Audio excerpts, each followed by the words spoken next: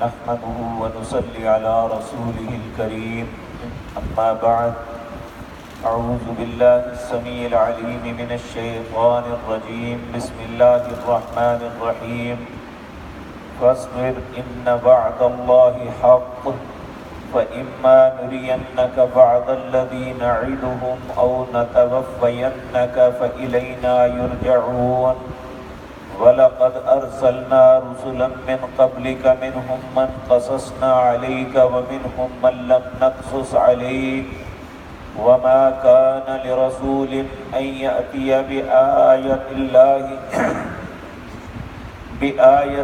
إِلَّا بِإِذْنِ اللَّهِ فَإِذَا جَاءَ أَمْرُ اللَّهِ قُضِيَ بِالْحَقِّ وَخَسِرَ هُنَالِكَ الْمُبْطِلُونَ۔ حضرات محترم، قرآن عزیز کے اندر یہ سینکڑوں مرتبہ بات بتائی گئی کہ جب بھی کوئی رسول اپنی قوم کے اندر آ کے ان کے غلط عقائد پہ ضرب لگاتا ہے اور انہیں دعوت توحید دیتا ہے تو قوم نے ہمیشہ اپنے نبیوں کی مخالفت کی، اور ہر قوم کے لوگ اپنے نبیوں سے دو باتوں کا تقاضا کرتے ہیں۔ پہلا تقاضا ان کا یہ ہوتا کہ ہمارے سامنے معجزے لاؤ، کہ ہم جب جو چاہیں جو مانگیں اسی وقت وہ مہیا کرو۔ لیکن یہ بات یاد رکھیں کہ معجزہ کرنا کسی کے اپنے بس کی بات نہیں ہوتی، بلکہ یہ اللہ کے حکم کے مطابق، اور جب اللہ جیسے چاہے ویسے معجزہ عطا کرتا ہے۔ یہ کوئی اسٹنٹ بازی نہیں یا ہاتھ کی صفائی نہیں کہ جب مرضی کسی نے کہا وہ کر کے دکھا دی، بلکہ اللہ مالک نے اس کے لیے اپنا حکم مقرر کیا ہے۔ جب اس کا حکم ہوتا ہے تب ہوتا ہے۔ نبی بھی اپنے معجزے کا خود مالک نہیں ہوتا، یہی بات ان آیات میں فرمائی۔ اور دوسری بات وہ یہ کرتے کہ اللہ کے نبی کو کہتے کہ جس عذاب کا تم کہتے ہو وہ لے کے آؤ، جس عذابوں کا بار بار وعدہ کر رہے ہو وہ عذاب لے کے آؤ تاکہ ہم بھی دیکھیں تمہارا عذاب کون سا ہے، نعوذ باللہ۔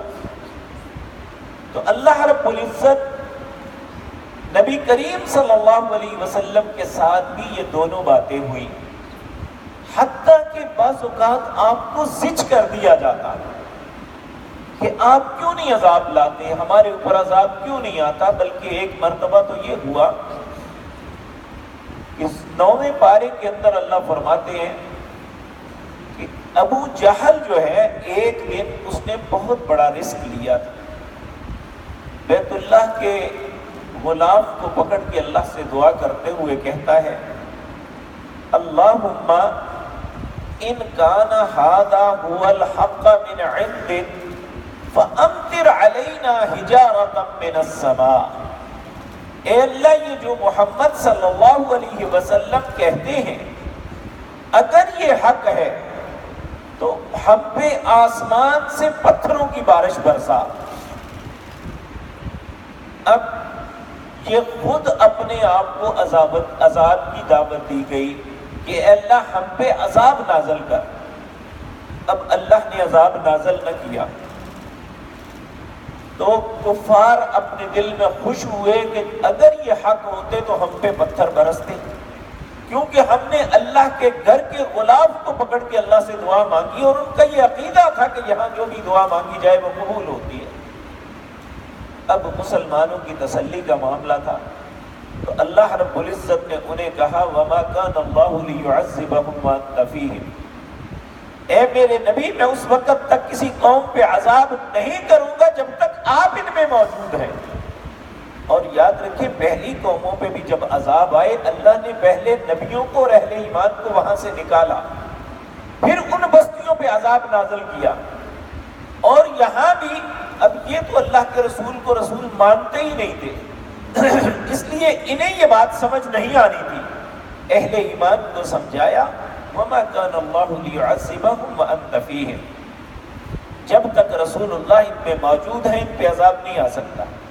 اور دوسری بات وما کان اللہ معذبہم وہم یستغفرون، جب تک آپ کے اندر استغفار کرنے والے لوگ موجود ہیں اللہ اجتماعی عذاب نہیں بھیجے گا۔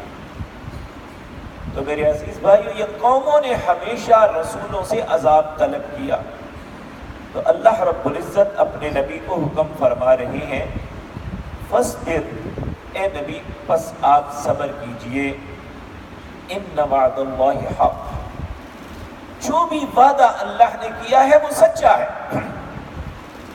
لیکن ضروری نہیں کہ میں آپ کے مطالبے پہ فوراً عذاب کر دوں یا ان کی بات پہ عذاب کر دوں، یہ میری مرضی ہے۔ آپ اللہ رب العزت فرماتے ہیں فَإِمَّا نُرِيَنَّكَ بَعْضَ الَّذِي نَعِدُهُمْ، میں چاہوں تو تمہیں جو وعدے کیے ہیں ان میں سے کچھ دکھا دوں، اور اللہ نے دکھائے بھی۔ یہ جو کفار کے سب سے بڑے سرکش بدماش تھے، ان سب کو اللہ نے بدر میں عام صحابہ کے ہاتھوں قتل کروایا۔ حضرت عبداللہ بن مسعود رضی اللہ تعالیٰ عنہ مکے کے ایک غریب سے گھرانے کے فرد تھے۔ جب ابو جہل کو قتل کیا گیا، ابھی یہ مرا نہیں تھا، تو حضرت عبداللہ رضی اللہ تعالیٰ عنہ نے دیکھا، آپ اپنی تلوار لے کے اس کی گردن اتارنے لگے۔ یہ اتنا متکبر تھا کہ اس نے کہا کہ اگر میری گردن اتارنی ہے تو اوپر کر کے اتارنا، پتہ چلے کسی سردار کی گردن اتاری ہے۔ یعنی مرتے وقت بھی اس کے اندر اتنا تکبر تھا۔ پھر پوچھنے لگا مجھے مارنے والا تو کون ہے؟ انہوں نے کہا میں عبداللہ بن مسعود ہوں۔ تو یہ بڑی حقارت سے کہنے لگا، ایک یعنی نیچ آدمی اتنے بڑے سردار کو مارنے لگا ہے۔ لیکن اللہ رب العزت نے یہ دنیا کو دکھایا کہ یہ نیچ اور اونچ انسانوں کی نہیں ہوتی، یہ اللہ کے ہاتھ میں ہوتی ہے۔ جس کو چاہتا ہے ذلیل کر دیتا ہے، جس کو چاہتا ہے عزت اور بلندی دے دیتا ہے۔ تو اللہ رب العزت کہتے ہیں فَإِمَّا نُرِيَنَّكَ بَعْدَ الَّذِي نَعِدُهُمْ، ہم ممکن ہے آپ کو کچھ وعدے دکھائیں جو ہم نے آپ سے کیے ہیں، اور وہ بدر میں اور فتح مکہ کے موقع پر دکھائے اللہ۔ او نتوفینک، یا ہم تمہیں ہی اپنے پاس اٹھا لیں، فوت کر لیں۔ فإلینا یرجعون، لیکن یہ بات یاد رکھو کہ یہ دنیا میں جتنا مرضی رہ لیں لوٹ کے میرے پاس ہی آنا ہے، اور میں نے ہی ان کا فیصلہ کرنا ہے۔ اس لیے ان باتوں پہ مت گھبرائیں۔ پھر اللہ اپنے نبی کو کہتے ہیں وَلَقَدْ أَرْسَلْنَا رُسُلًا مِّن قَبْلِكَ، ہم نے بھیجا رسولوں کو تم سے پہلے، یعنی 1,24,000 نبی آئے۔ کہا منہم من قصصنا علیک، کچھ کے واقعات ہم نے آپ کو بیان کیے۔ 25 نبی ہیں جن کا نام قرآن میں آتا ہے، اور کچھ ایسے انبیاء ہیں جن کا نام نہیں آتا، ان کے واقعات آتے ہیں، جس طرح سورۃ یاسین کے اندر 3 نبی ہیں۔ اسی طرح کچھ نبی ہیں جن کے نام آتے ہیں، ان کا واقعہ کوئی نہیں ہے، جس طرح ذوالکفل ہے، اور اس طرح کے کچھ نام 2-3 آتے ہیں۔ لیکن کچھ ایسے نبی ہیں جن کا نہ نام آتا ہے نہ واقعہ آتا ہے، اور وہ بہت زیادہ ہیں۔ اللہ فرماتے ہیں وَمِنْهُمْ مَن لَّمْ نَقْصُصْ عَلَيْكَ، کچھ ایسے ہیں جن کا نہ نام آپ کو بتایا ہے نہ ان کا کوئی قصہ بتایا ہے۔ اب یہ اس بات کا رد ہے جو کہتے ہیں نبی عالم الغیب ہوتا ہے، نبی دنیا وما فیہا کی ہر چیز کو جانتے ہیں۔ تو اللہ نے کہا وَمِنْهُمْ مَن لَّمْ نَقْصُصْ عَلَيْكَ، کچھ ایسے ہیں جن کا ہم نے کوئی قصہ آپ کو بیان نہیں کیا، اور آپ کو پتہ بھی نہیں وہ کہاں ہوئے اور ان کا نام کیا تھا۔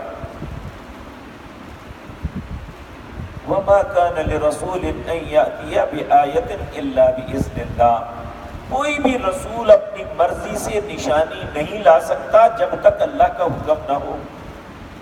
یعنی کوئی بھی رسول کوئی معجزہ نہیں لا سکتا جب تک الا باذن اللہ، جب تک اللہ اس کا حکم نہ دے۔ یعنی اگر کوئی معجزہ رونما ہوتا ہے تو یہ اپنا وصف نہیں ہے، یہ اللہ کے حکم سے ہوتا ہے۔ تو اللہ رب العزت فرماتے ہیں فَإِذَا جَاءَ أَمْرُ اللَّهِ، جب اللہ کا حکم آتا ہے قُضِيَ بِالْحَقِّ، اللہ حق کے ساتھ فیصلہ فرماتے ہیں، وَخَسِرَ هُنَالِكَ الْمُبْطِلُونَ، اس وقت باطل پہ رہنے والے خسارے میں نہیں جاتے۔ جب اللہ کا فیصلہ آتا ہے تو اہل حق خسارے میں نہیں جاتے، اللہ اور اس کے رسول کی باتوں کو ماننے والے خسارے میں نہیں ہوتے۔ اللہ کے فیصلے میں اگر کسی کو خسارہ ملے گا تو ان کو جو اللہ اور اس کے رسول کی آیات پہ کفر کرتے ہیں۔ تو اللہ رب العزت ہمیں اپنے اور اپنے رسول کی فرما برداری کی توفیق عطا فرمائے، تاکہ ہم اللہ کے جب فیصلے ہوں تو اس وقت خساروں سے بچ جائیں۔ اقول قولی ھذا واستغفر اللہ لی ولکم۔